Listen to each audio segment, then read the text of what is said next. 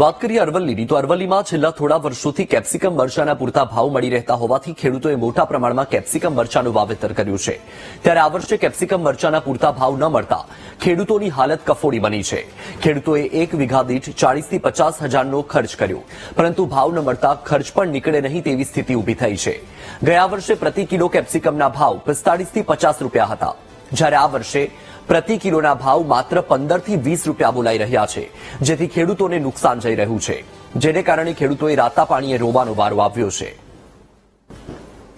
હું 2-3 વર્ષથી શિમલા મરચાની ખેતી કરતો હતો, મને 2-3 વર્ષ સારું મળ્યું, પણ આ વખત એટલો જ મેં ખર્ચો કર્યો છે। વીઘાએ 50,000 જેવું કર્યું છે અને 4 વીઘા મારું વાવેતર છે અને આ વખત ભાવ 10 થી 15 રૂપિયા છે અને ગઈ સાલ 40 થી 45 રૂપિયા ભાવ હતો, એટલે મને સારું મળ્યું હતું।